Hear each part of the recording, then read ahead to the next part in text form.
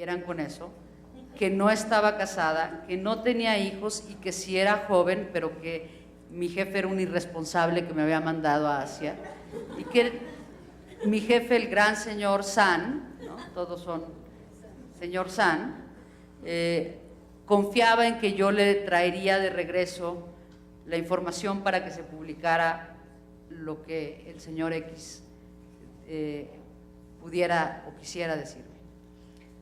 Después de las primeras veces me empezó a divertir inclusive cambiar el guión y actuar en consecuencia de lo que era muy claro en ese momento, significaba un reto para cualquier reportero, cruzar la barrera cultural, pero un doble reto para una mujer que era pues que te tomaran en serio, y sigue, en mi caso creo que sigue siendo un desafío. Yo ya no lo pondría en términos de reto, pero un desafío, la soledad que implica tener que hacerte un discurso para las preguntas no verbalizadas, ¿no? Pero también hay como, no sé si Leila está de acuerdo, hay algunas ventajas. Yo he tenido ventajas también de ser mujer. Por ejemplo, cubriendo el conflicto, a mí me ha tocado mucho cubrir víctimas y problemas de la guerra colombiana, pues en muchos años me ha tocado eso. Y he tenido, francamente, primero el acercamiento con las mujeres que han sufrido en el conflicto es mucho más fácil. Si uno es mujer, le hablan a uno mucho más fácil, se le abre el corazón a una persona con mucha más tranquilidad, y sobre todo hablando de cosas muy dolorosas con una mujer que con un hombre. O bueno, en general, digamos, puede haber excepciones, pero en general. Pero hay momentos en que son físicas ventajas de pura aprovecharse del machismo. Una vez fui a San José del Guaviare, que es un pueblo por allá en la parte oriental de Colombia, llegamos, estuvimos reporteando todo el día. Yo estaba reporteando guerrilleros que se acababan de salir de la guerrilla y quería agarrarlos recién salidos, porque esa era la historia que yo quería contar, por qué se habían salido unos huyendo, habían caminado días y días para huir de la guerrilla con unas grandes dificultades. Y entonces yo fui con un coronel del ejército que era el que los recibía, y era un hombre lleno de entusiasmo, y llegamos muy tarde al batallón, porque era el único sitio donde uno se podía quedar, ahí no había otro sitio donde quedarse.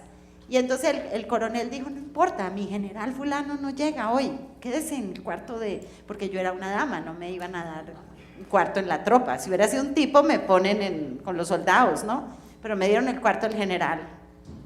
Y por supuesto el general llegó a las 2 de la mañana y yo estaba en el cuarto del general. Entonces yo cerré con llave, porque dije, ¿qué tal que mi general llegue a medianoche y yo qué hago con el general? Entonces yo cerré y empezó a oír vociferar al general. ¿Quién carajos me cerró con llave mi puerta? Y se metió, mandó un soldado que se metió por la ventana. Y yo vi al soldado, entonces nomás me tapé así hasta acá con la sábana y dije, yo me voy a hacer la dormida y no hago nada más. Y finalmente así fue. El general salió, el soldado aterrado, y dijo, no, mi general, ahí es una señora durmiendo. Y el general dijo, no, pues entonces quién sabe quién le daría mi cama a una señora. Pero eso me protegió. Estoy segura que soy un tipo, me sacan a patadas, digamos, estoy dando un ejemplo chistoso, pero muchas ocasiones en esa cobertura difícil te dan un espacio especial, te prestan la única cama que hay, te consienten como entre todos los hombres. No sé si a ti te ha pasado, Leila, sí. Y platícame un poco sobre este tema de la conexión emocional, que puede llegar a ser odioso, pero ya que has tomado el papel en el panel, sé odiosa y dinos si hay una conexión emocional o no. Bueno, yo creo un poco como María Teresa. La verdad es que a mí lo que me ha pasado es que casi siempre he encontrado ventajas, unas ventajas odiosas, porque en el fondo es como un provecho que uno saca del machismo instalado tanto en las mujeres como en los varones. Uno siempre es como el eslabón débil, entonces yo también he viajado así como unos lugares muy inhóspitos y siempre tenés una corte de 40 tipos cuidando que no tengas frío en los pies, que no sé qué, que tomes agua, si tomaste la sopita, si tenés suficiente comida, etcétera, etcétera. Si hay que dormir en un cuarto compartido y hay como dos mantas, siempre las 2 mantas van a ir para vos, aunque ellos se mueran de frío. Digamos, es como una situación espantosa, porque uno en el fondo se está aprovechando de esa especie de de imaginario tonto que la ubica a una como una especie de princesa frágil, pero bueno, puesto que es un imaginario que está ahí, aprovechémoslo, digamos. Me ha pasado que creo que sí hay una desventaja de ser mujeres, y es que yo tomo mucho líquido todo el tiempo, y me parece que las mujeres tenemos mucha menos posibilidad de aguantar las ganas de hacer pis que los varones. Siento que los varones tienen como un tanque más grande. Pero yo, por otra parte... es cuando dan la nota, ¿no? Cuando Claro. tú te fuiste al baño es cuando dan la nota. Y no había dicho nada en todo ese tiempo, habías perdido miserablemente todas Tal las cual. 2 horas de escuchar al Señor y de repente... Sácate. No, pero yo también he desarrollado una especie de impudor o de falta de vergüenza absoluta. Entonces a mí con un árbol flaquito me basta, digamos. Yo voy detrás del árbol. Sí, soy flaquita, entonces he desarrollado una gran capacidad para hacer pis en cualquier lado, digamos. Pero más allá de eso, creo que probablemente, también aprovechando ese imaginario, la gente vea a la mujer como, de pronto, la mujer periodista. Sí me ha pasado muchas veces, cuando era más chica incluso, nótese que no he dicho más joven, más chica, que, por ejemplo, pedí una entrevista con una persona y esa persona esperaba que llegara una periodista de La Nación, como muy seria y qué sé yo, y aparecía yo y era una chica joven y de pronto el hecho de ser mujer me ponía para esta gente en un lugar como de cierta, no inocencia, pero parecía un ser más inofensivo. Entonces en ese punto también hay un aprovechamiento, digamos, porque uno no es más inofensivo claramente por el hecho de tener el género femenino, con lo cual a veces eso te permite también hacer preguntas más incómodas, digamos, ¿no? En cuanto a la empatía que uno puede lograr por el género, yo no sé, no lo he experimentado tanto. Yo siento que cualquiera de los entrevistados que si hago memoria, no sé si he sacado tanta ventaja del hecho de ser mujer para bajar la barrera de lo... Probablemente sí, ¿no? Y no sea consciente de eso, ¿no? Pero eso de hacer preguntas, no sé, Rosana, si a ti te ha pasado, a mí me ha pasado, de hacer una pregunta que yo sé que con mi vocecita de niña chiquita que nunca se me fue, no se la ven venir, digamos. Creen que yo no sé sino hacer preguntas bobas, ¿sí?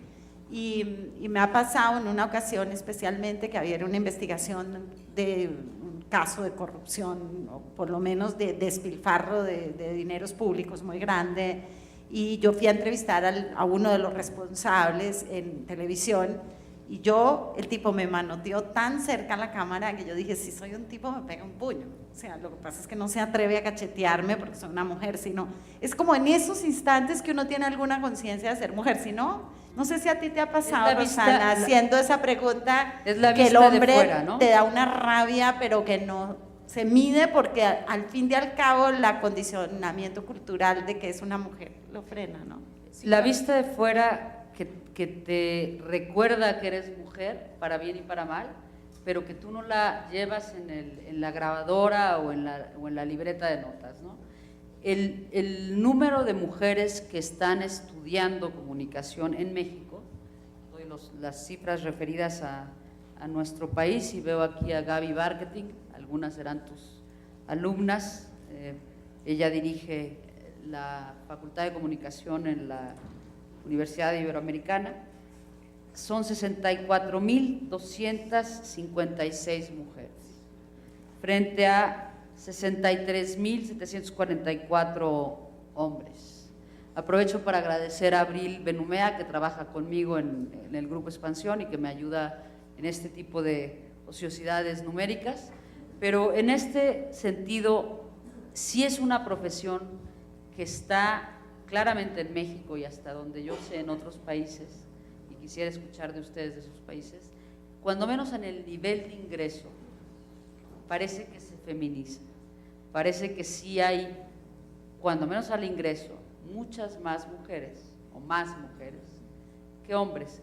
No sé si la pirámide después nos da, porque María Teresa, es cierto que ya, y ahí se nos ve la edad a ti y a mí, no a ti, Leila, ya no hay tantas arriba, ¿no? Y eso pareciera poder desanimar a muchas de mis colegas que están aquí, que agradezco que hayan venido, no tenían por qué, pero que de repente dicen, ¿y qué pasa? ¿Por qué nada más sobreviven a toda esa gran entrada? ¿Qué nos pasa en el camino con la ilusión y la desilusión de la profesión de periodista? Pues no sé, en Colombia yo creo que es un poquito excepcional. Colombia tiene un liderazgo femenino muy fuerte en terrenos de hombres. Colombia tiene superintendentas bancarias, tiene gerentas de bancos, o sea, como en las áreas más masculinas o tradicionalmente ocupadas. Y en periodismo no ha sido la excepción. En un momento dado yo me acuerdo que miramos y había casi las directoras de casi todos los noticieros eran mujeres. Ya a nivel de jefes, ¿no? Editoras también, en prensa escrita un poco menos, pero en televisión y en radio sí, hoy en día la directora del canal más importante, las noticias, es mujer, o sea que, digamos, en Colombia sí se ven allá arriba más, pero creo que es un poquito excepcional por lo que yo he visto en otros países de América Latina, no sé. En Argentina definitivamente lo que yo vi cuando vivía allá era terrible, era cerradísimo, pero creo que eso ha cambiado muy rápidamente, ¿no? Sí, de hecho en los medios, bueno, lo que pasa es que en lugares de poder como lo que serían lo que nosotros llamamos secretarios de redacción, que es un poco el que está como por debajo del director del periódico, digamos, y por encima de todos los editores de cada área, hay mujeres, es un puesto de mucha responsabilidad. Pero en los puestos directivos, y no hay tantas. O sea, sí hubo directoras de canales de televisión, directoras de programación, algunas en el cable, lo que, digamos, presencia femenina en lugares de poder hay. De hecho tenemos una presidenta que es mujer, teníamos una ministra de Defensa que ahora es ministra de Justicia que es mujer, la directora del Banco Central es mujer, o sea, digo, en puestos claves, tampoco son ministerios de lavado de alfombras, digamos, claro. Entonces, digo, la presencia femenina de puericultura. Ministerio de Cultura, dice. De puericultura. Ah, de puericultura. Sí, puericultura.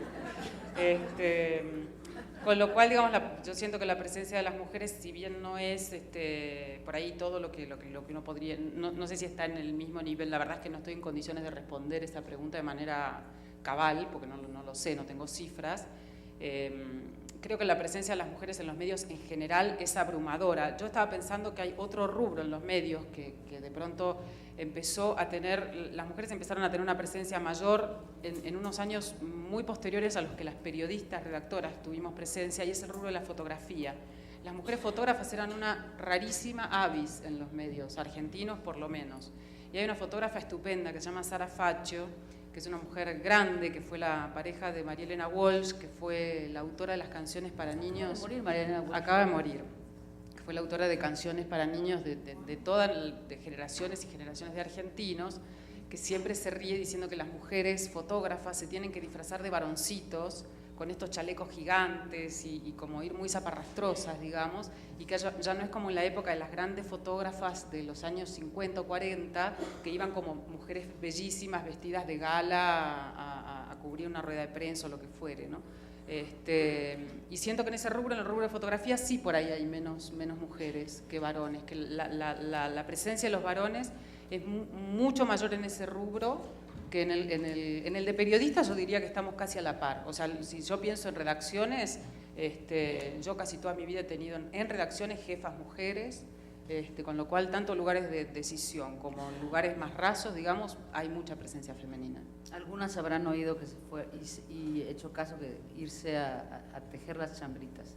Vamos a cambiar los saquitos, vamos a cambiar de tema, si les parece.